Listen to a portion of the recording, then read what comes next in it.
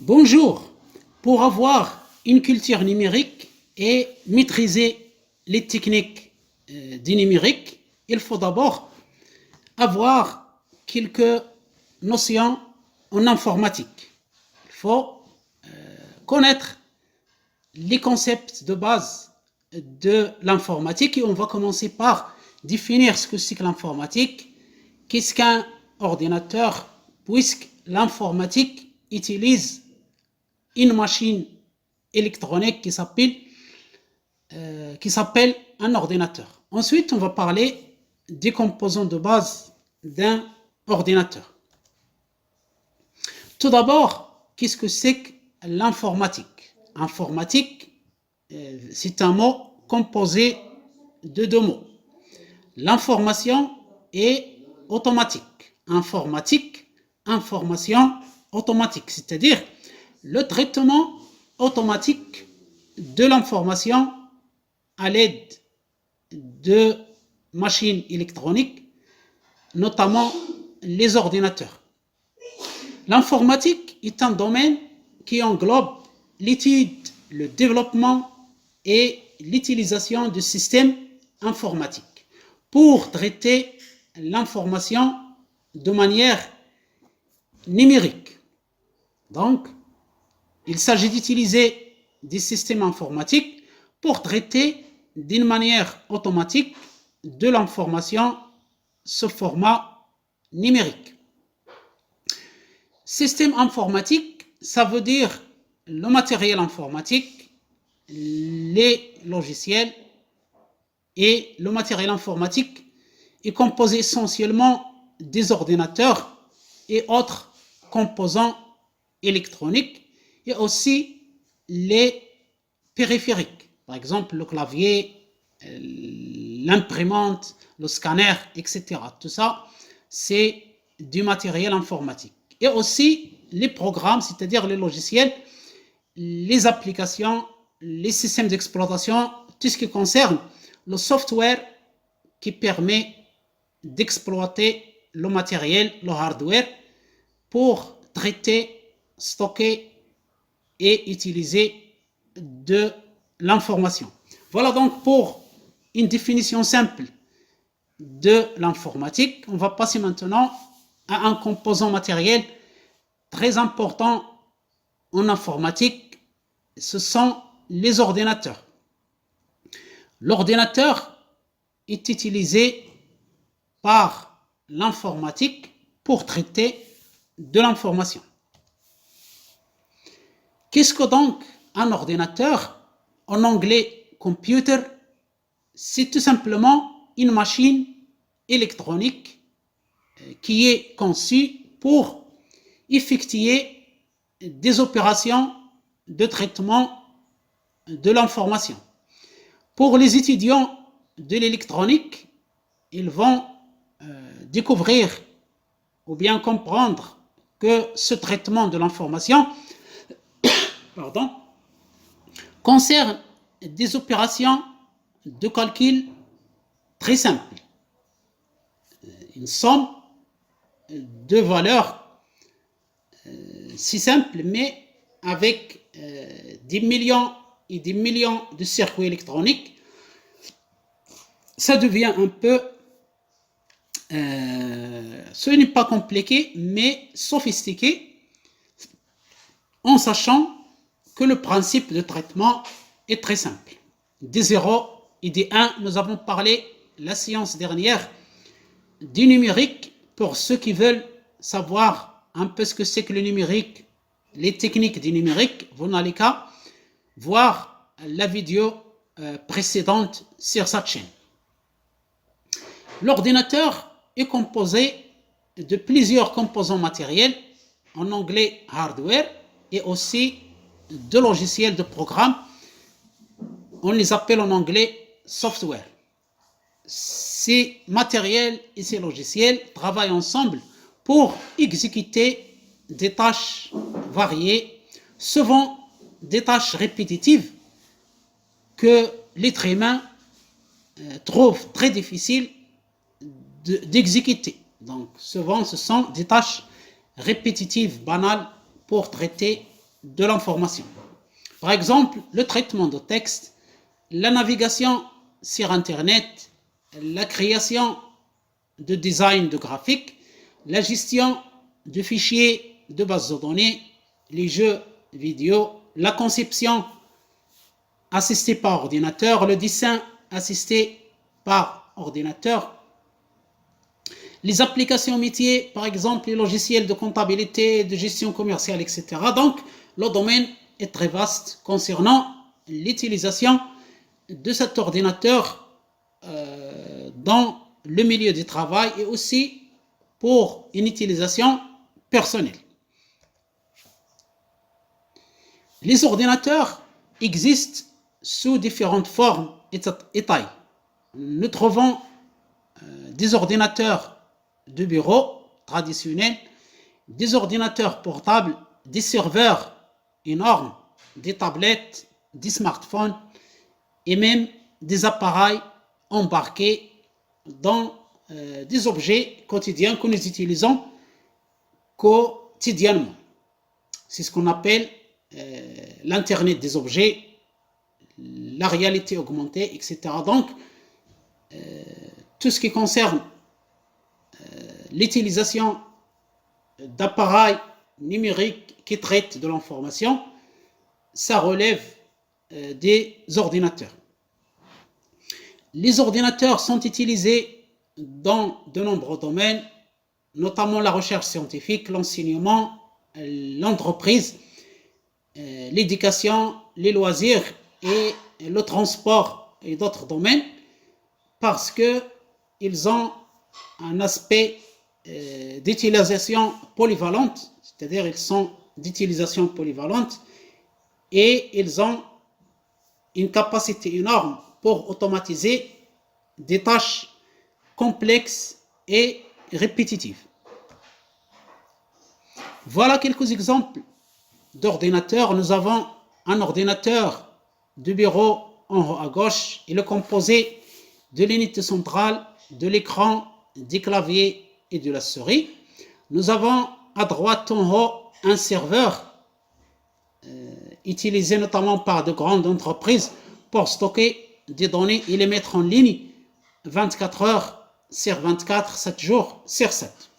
En bas à gauche, une unité centrale ouverte pour découvrir ce qu'il y a dedans. À l'intérieur d'un ordinateur, on trouve des circuits électroniques et des composants électroniques. En bas à droite, différents types d'ordinateurs, un ordinateur portable, une tablette, un smartphone, un ordinateur de bureau. Donc voilà quelques exemples des ordinateurs utilisés dans le domaine des traitements automatiques de l'information, c'est-à-dire de l'informatique. Maintenant, passons aux composants de base d'un ordinateur, quel que soit son type. D'abord, l'unité centrale de traitement, UCP, unité centrale de traitement. En anglais, CPU, Central Process Unit, c'est-à-dire le processeur. C'est le cerveau de l'ordinateur, c'est lui qui effectue les instructions des programmes, c'est lui qui exécute les calculs et les processeurs modernes peuvent effectuer des millions, voire des milliards d'opérations par seconde. Les deux grandes sociétés qui fabriquent les microprocesseurs, ou bien les processeurs, sont Intel et AMD. Le dernier processeur d'Intel, c'est Core i9. Et le dernier processeur de la société AMD, c'est le processeur Ryzen 9. Voilà actuellement les deux derniers processeurs sur le marché. À côté des processeurs, il y a la mémoire vive, ou bien RAM, Random Access Memory.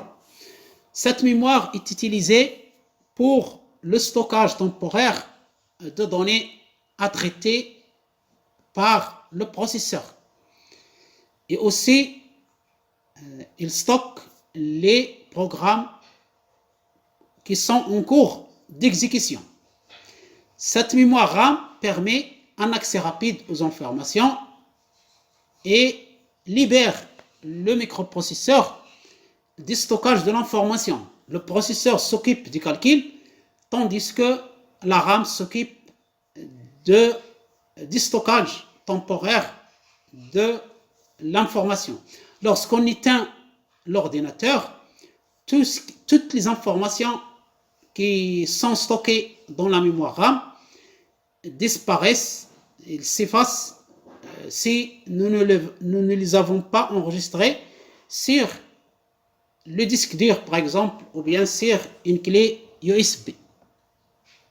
Aujourd'hui, les capacités des mémoires RAM sont très grandes et varient entre 1 giga et 128 gigas.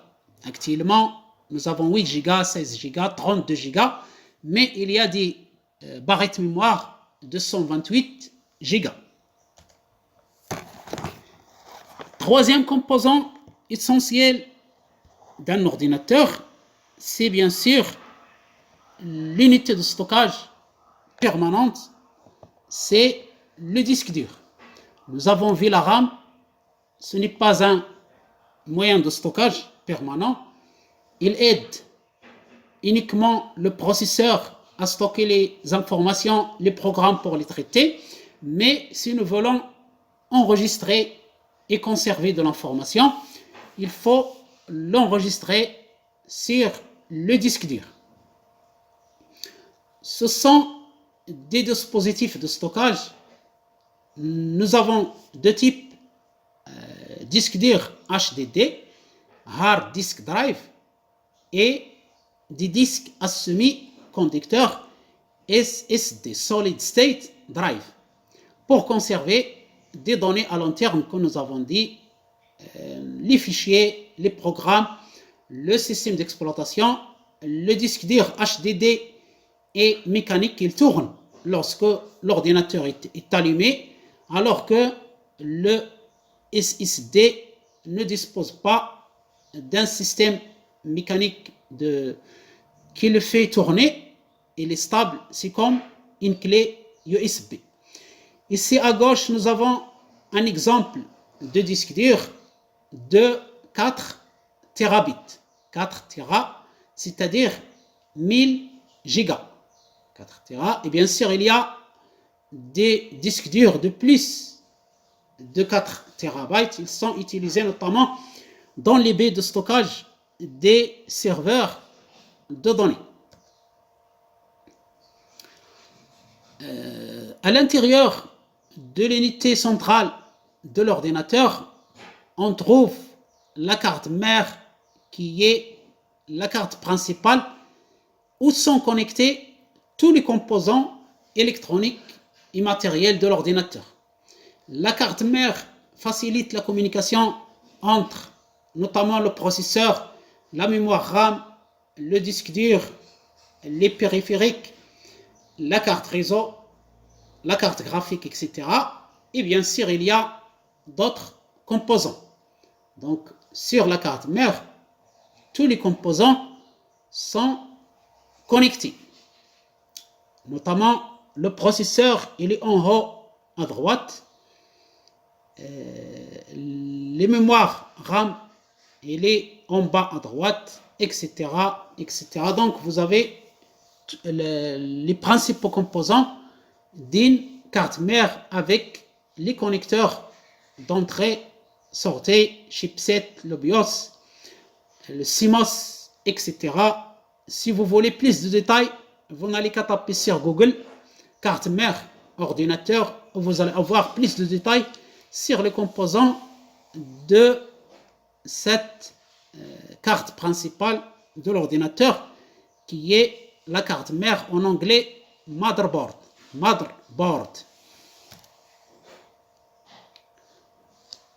En plus de l'unité centrale d'un ordinateur où il y a nous avons dit la carte mère où est connecté le processeur, la mémoire RAM, le disque dur, la carte réseau, la carte graphique, etc. Il y a ce qu'on appelle les périphériques d'entrée et de sortie qui sont des équipements, par exemple le clavier, l'imprimante, l'écran, la souris, le scanner, les haut-parleurs. Le rôle des périphériques, c'est d'interagir avec l'ordinateur, c'est-à-dire l'utilisateur communique avec l'ordinateur grâce aux périphériques. Par exemple, pour les périphériques d'entrée, il saisit les données. Par exemple, le clavier, à l'aide du clavier, on saisit les données et l'ordinateur affiche le résultat du calcul sur écran. Donc, l'écran est un périphérique de sortie. Voilà pour les composants matériels d'un ordinateur. Il y a aussi les composants logiciels, le software, notamment le système d'exploitation. Bien sûr, il y a le BIOS qui permet à l'ordinateur de démarrer en premier lieu avant que le système d'exploitation démarre. Le BIOS est enregistré sur une mémoire morte, ROM, Read Only Memory, et s'exécute dès qu'on allume l'ordinateur, puis donne la main au système d'exploitation qui démarre. Un système d'exploitation, en anglais Operating System, est un logiciel qui gère les ressources matérielles de l'ordinateur et permet aux utilisateurs d'exécuter des applications, de communiquer avec l'ordinateur. Sur le marché, il y a plusieurs systèmes d'exploitation. Le plus célèbre, c'est Windows. Et nous avons la dernière version, Windows 11, version 22 H2. Il y a Mac pour Apple, il y a Unix, il y a Linux, et pour les smartphones, il y a l'Android pour les smartphones Samsung et l'iOS pour les smartphones Apple.